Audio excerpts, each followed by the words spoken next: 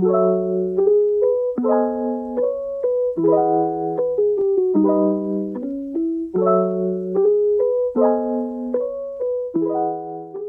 Sobat JKN, selamat datang di podcast Ngobrolin JKN. Nah, ini adalah podcast pertama kita loh Sobat JKN. Untuk pertama kali podcast ini, kita datangin narasumber adalah Kak Sandy.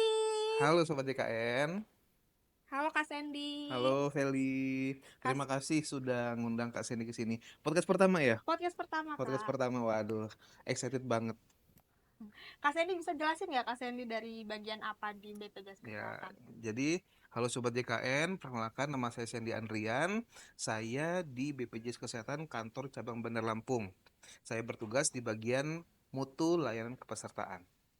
Oke. Gitu. Kak Sandy, Hmm, jadi kan banyak nih sobat-sobat JKN di luar sana itu yang belum tahu tentang BPJS Kesehatan. Mungkin ini ya. Velia akan nanya-nanya sedikit tentang pertanyaan-pertanyaan seputar yang mereka tahu, pengen tahu gitu loh, Kak Oh Sandy. iya. Ya udah, nanti apa pertanyaannya kita coba jawab ya Sobat JKN ya. Oke. Kak Sandy, apa sih BPJS Kesehatan itu? BPJS Kesehatan. Nah, Sobat JKN, BPJS Kesehatan itu adalah sebuah badan hukum publik yang lahir pada tahun 2014, tepatnya 1 Januari. BPJS Kesehatan lahir dari Undang-Undang Nomor 40 tahun 2004, di mana isinya dari undang-undang tersebut adalah sebuah negara maju. Ini sedikit ya, isi undang-undangnya sedikit.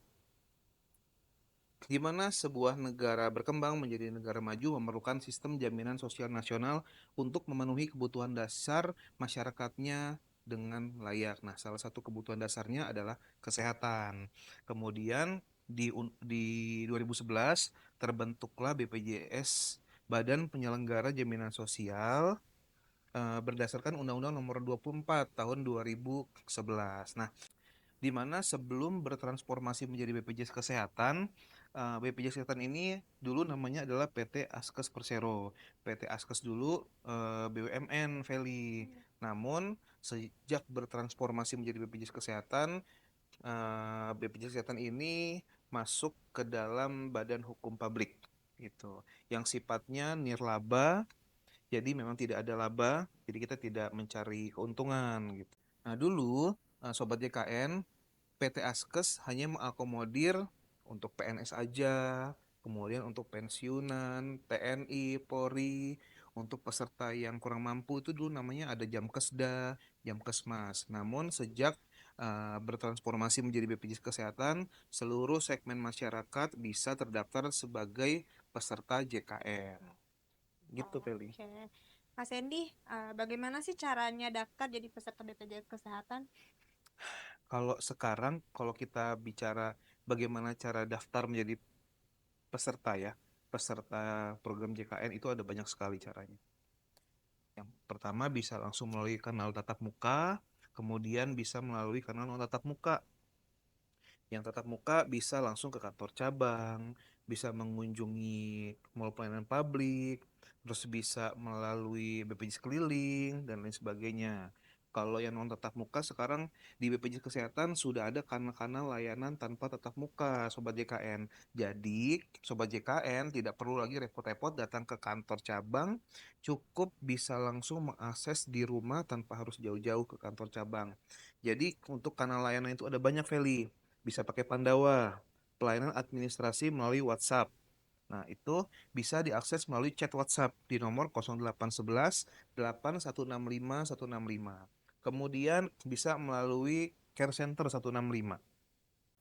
Ya, kira-kira itu teman-teman. Sedikit banyak cara untuk mendaftar sebagai peserta JKN. Nah, itu cara-caranya kan ya? Iya. Ayo udah, itu aja sih.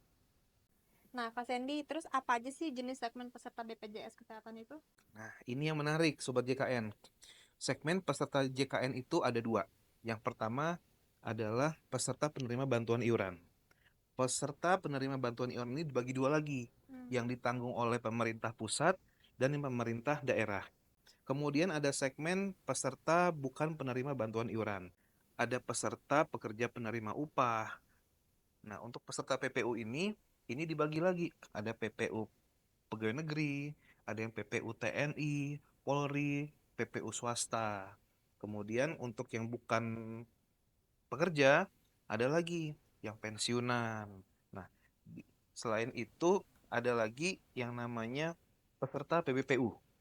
Kalau biasa dari Sobat JKN mungkin eh, manggilnya atau menyebutnya peserta mandiri. Nah, yang peserta mandiri ini yang dibayarkan secara mandiri berdasarkan iuran nominalnya. Nah, untuk nominalnya itu mandiri ada berapa aja, Kak? Nah, kalau peserta mandiri ada tiga Sobat JKN. Yang pertama ada kelas 1, kelas 2, dan kelas 3. Untuk kelas 1 sendiri itu iurannya sebesar Rp150.000 per orang per bulan. Per bulan. Ya, untuk yang kelas 2 Rp100.000 per orang per bulan, dan kelas 3 ini Rp42.000 per orang per bulan. Tetapi untuk yang kelas 3 ini masih disubsidi oleh pemerintah Sobat JKN, sehingga pembayaran iuran per bulannya adalah Rp35.000. Jadi ada subsidi Rp7.000 per orang per bulan. Oke. Itu. Kak Sandy, terus apa aja sih hak kewajiban peserta BPJS Kesehatan? Nah, untuk hak dan kewajiban pasti banyak banget, Feli. Yang pertama, kita bicara hak dulu ya. Iya, Ada hak itu ada 6 kalau nggak salah. Cuma nanti kita ambil yang penting-pentingnya aja ya, boleh. Feli dan Sobat JKN. Hak yang pertama, peserta bisa em, memilih Vaskes. Vaskes tingkat pertama tempat peserta terdaftar, baik itu di puskesmas, klinik, dokter praktik perorangan, dan sebagainya. Nah, ini tidak bisa diintervensi sesuai dengan keinginan peserta, Feli. Nah, yang kedua, menggunakan NIK sebagai identitas tunggal peserta JKN. Kalau dulu peserta datang ke kantor mau cetak kartu gitu ya. Nah, Mm-mm. sekarang sesuai dengan instruksi pemerintah, kita sudah menggunakan NIK sebagai identitas tunggal peserta JKN. Jadi bisa dibilang kalau seandainya kita mau berobat, tunjukin aja lah KTP-nya gitu. Oh, Kalau sekarang.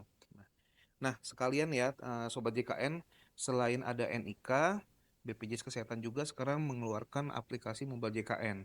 Kita punya aplikasi Mobile JKN di mana Sobat JKN bisa mengakses pelayanan menggunakan Mobile JKN.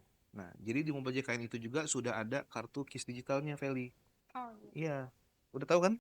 Udah dong, udah Tahu tahu. lah Tapi kan pasti. sobat JKN belum tentu pada Oh tahu. iya. Nah, nanti bisa di-download melalui aplikasi bisa aplikasi Mobile JKN-nya bisa di-download ya Oh, melalui Play Store dan App App Store. Store, Kalau App Store untuk yang Apple ya, Apple. Apple tuh. Selain Oke. itu hak dari peserta JKN memperoleh hak dan kewajiban. Kemudian berhak untuk menyampaikan informasi, pengaduan baik lisan maupun tertulis. Udah itu, dan yang terakhir haknya adalah mendapatkan pelayanan di fasilitas kesehatan yang terdaftar atau yang memang bekerja sama dengan BPJS Kesehatan. Itu untuk yang haknya. Untuk kewajibannya, Nah, untuk kewajibannya banyak, ada banyak teman-teman. Tapi langsung kita apa? Langsung kita gempelin aja ya, kita satuin aja ya. Nah, yang pertama mendaftarkan peserta dan anggota keluarganya yang ada di dalam KK. Verifikasinya adalah melalui KK. Yang kedua, udah itu membayar iuran tepat waktu. Apalagi peserta mandiri. Peserta mandiri pembayarannya maksimal tanggal 10 setiap bulannya.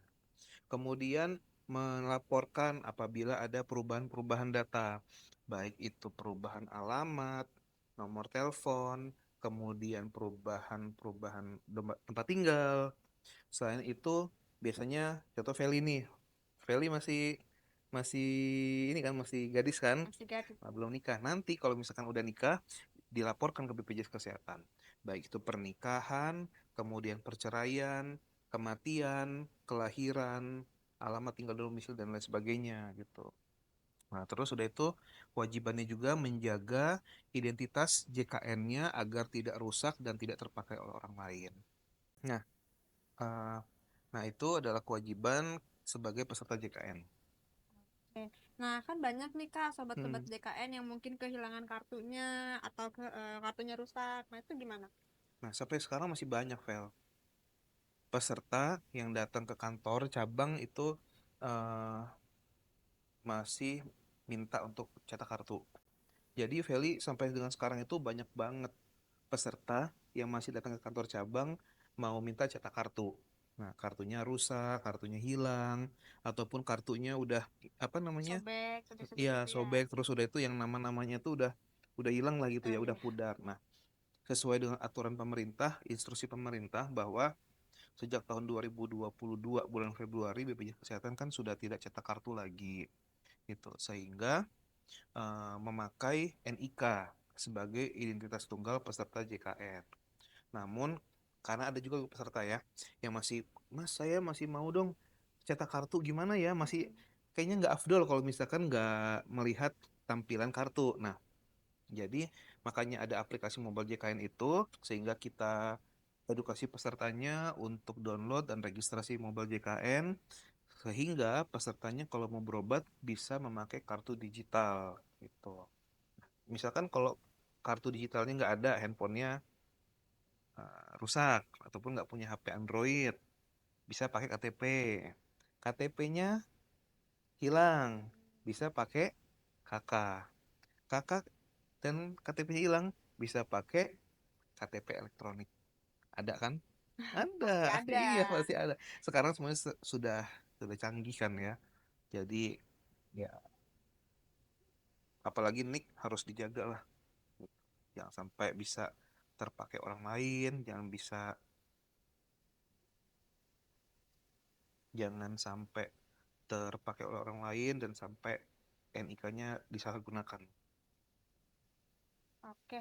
Ini pertanyaan terakhir ya, Kak ya. Terakhir ya, Iya, terakhir kok nih. buru-buru banget ya kayaknya ya? Udah banyak loh tadi Udah pertanyaannya. banyak ya? Nah, ini Padahal kayak kita pertanyaan terakhir. baru mulai ya Sobat JKN ya.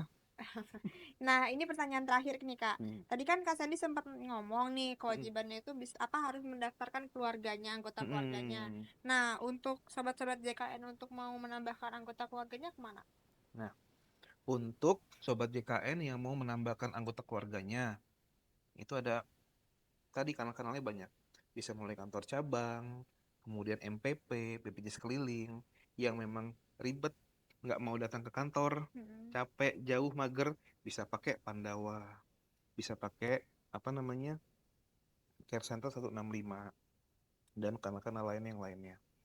Eh, tentu saja ada beberapa syarat Sobat GKN yang memang harus dilampirkan untuk menambahkan anggota keluarganya.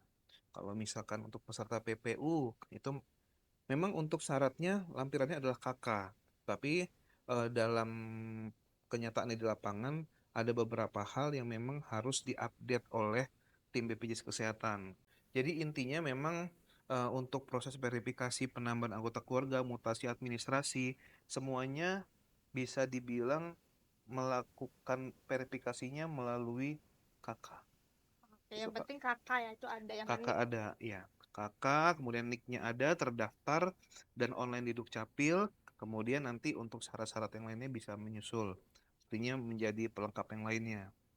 Itu kayak misalkan ada SK pangkat golongan, terus kemudian kalau misalkan peserta mandiri nanti bisa melampirkan buku rekening gitu.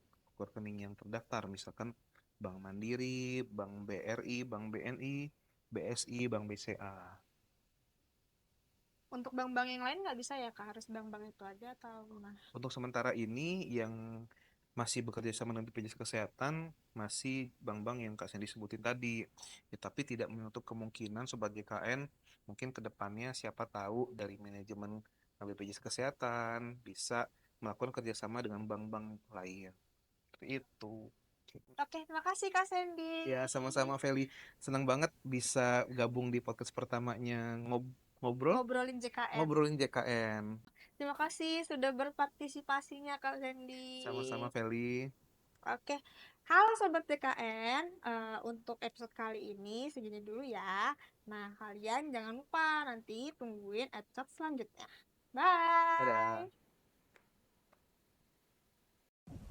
Bye!